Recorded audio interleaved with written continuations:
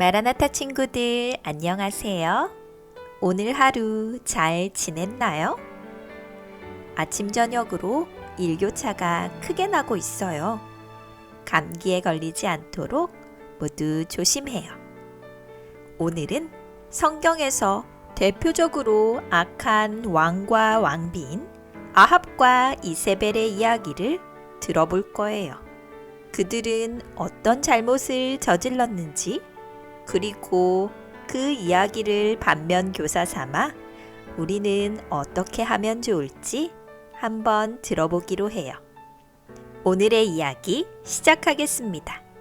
위대한 예언자들 1권 8장 잘못된 결혼과 국가적 우상숭배입니다. 결혼을 알리는 음악 소리가 북방 이스라엘의 궁전에 울려 퍼집니다. 오늘은 아합과 이세벨이 결혼을 하는 날입니다. 많은 하객이 초청되어 궁전을 가득 메웠습니다. 어머, 어쩜 신부가 저렇게 예쁠까요? 그러게요. 시돈의 공주라는데 정말 아름답네요. 그런데 저 아름다움 속에 무서운 독이 숨어 있을지도 몰라요. 그게 무슨 말이에요? 이세벨의 아버지는 바알을 섬기는 사람이래요. 어쩌면 우리 이스라엘을 더 큰 우상숭배로 몰고 갈지도 몰라요. 그럼 정말 큰일이구려. 여로보암으로부터 시작된 우상숭배가 끊이질 않으니. 아합은 이세벨을 아내로 맞이한 이후로 왕비의 곁을 떠나지 않았습니다. 그렇게 왕의 신임을 받게 되자 이세벨은 국가를 통치하는 일에도 관여하기 시작했습니다. 신하들은 왕비의 말에 꼼짝 못하는 아합을 걱정의 눈으로 바라보았습니다. 여보, 저의 아버지가 섬기는 바알은 위대한 신이에요. 비가 오지 않을 때 아버지께서 제사를 드리면 바알 신이 비를 내려주셨고 농사도 잘 되게 해주셨어요. 그래요. 바알이 그렇게 위대한 신이요. 그럼요. 우리 이스라엘이 바알을 섬기게 되면 부강하고 부유한 나라가 될 거예요. 그래서 말인데 이참에 사마리아에 바알 신전을 크게 짓고 지방에도 바알 신전을 곳곳에 세우는 게 어떨까요? 그건 신하들과 의논을 해봐야 할 것 같소. 백성의 반발이 예상되니 신중해야 할 것 같고. 당신은 저를 믿지 못하는군요. 이세벨은 아합의 눈을 의식하며 눈물을 하염없이 흘렸습니다. 사랑스러운 이세벨이 울자 아합의 마음이 흔들렸습니다. 알았소. 울지 마시오. 당신의 뜻대로 해주겠소. 예상대로 아합이 바알 신전을 대대적으로 건축한다는 명을 내리자 나라를 걱정하는 충성스런 신하들은 왕의 의견에 반대를 표했습니다. 전하, 지금 북방 이스라엘은 남방 유다와 달리 우상숭배의 길에 빠져 헤어나오지 못하고 있습니다. 이런 때 바알 신전을 늘린다면 우상숭배가 더욱 극심해질 것입니다. 뭐라고? 지금 왕의 명령을 따르지 않겠다는 것인가? 그런 것이 아니라 나라의 미래를 걱정하는 것입니다. 전하께서도 아시는 것처럼 북방 이스라엘과 남방 유다는 하나님을 섬기는 나라이옵니다. 그런데 나라가 나눠진 뒤 초대 왕인 여로보암이 우상을 만들어 많은 사람이 우상 숭배에 빠졌습니다. 이 나라에 전쟁이 끊이지 않고 가뭄과 여러 재난이 있는 것도 우상 숭배와 무관하지 않습니다. 듣기 싫다. 여봐라, 저자를 당장 끌어내라. 다른 신하들은 왕의 강경한 태도에 겁이 나서 아무 말도 하지 못했습니다.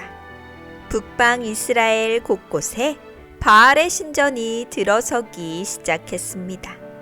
수도인 사마리아에는 예루살렘에 있는 하나님의 성전만큼이나 커다란 바알 신전이 세워졌습니다. 백성 사이에서 바알 신이 비를 내려주고 농사를 잘 되게 해준다는 소문이 돌자 사람들은 밤낮 없이 바알의 신전을 찾아 제사를 드리기 시작했습니다. 또한 바알의 아내로 알려진 아스다롯도 섬기게 되었습니다. 이렇게 북방 이스라엘에는 이세벨의 영향으로 바알과 아스다롯을 섬기는 신앙이 자리를 잡게 되었습니다. 시간이 흐르면서 부자들은 많은 재물을 가지고 와서 신전에 바치기 시작했습니다. 부자들의 모습을 본 일반 백성도 바알과 아스다롯 신전에 재물을 바쳤습니다. 신전에 재물이 쌓이자 신전을 관리할 제사장들이 필요했습니다. 이세벨은 고향으로부터 제사장들을 데리고 와서 북방 이스라엘의 젊은 청년들을 교육시켰습니다. 그리고 그들은 곧 바알과 아스다롯의 제사장들이 되어 신전을 관리하고 매일 아침 저녁으로 바알과 아스다롯에게 제사를 드렸습니다. 신전을 찾는 사람들이 많아지면서 바알의 신전은 갈수록 부유해졌습니다. 그와 반대로 북방 이스라엘은 여호와 신앙에서 점점 멀어져 갔습니다. 이제 하나님께 제사를 드리는 사람들을 찾아보기가 힘들어졌습니다. 특히 이세벨은 아합을 시켜 하나님께 제사를 드리는 사람들을 잡아다 감옥에 가두는 일도 자행했습니다.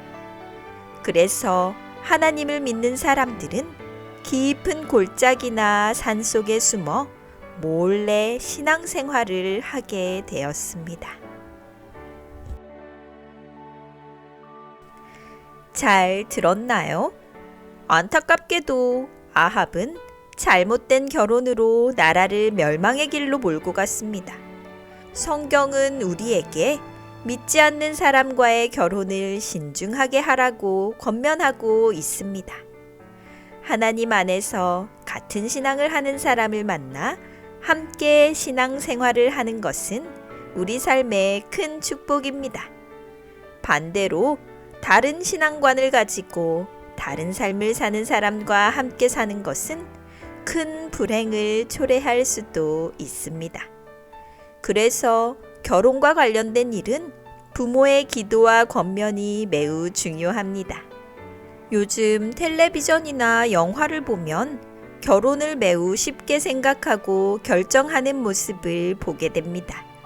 쉽게 생각하고 결정하는 결혼 생활은 잘못된 이혼으로 가는 경우가 많이 있습니다.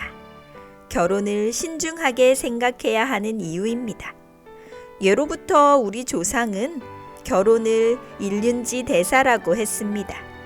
일륜지 대사는 사람이 살면서 겪는 가장 중요한 일이라는 뜻을 담고 있습니다. 이렇게 중요한 결정을 함부로 내려서는 안 됩니다.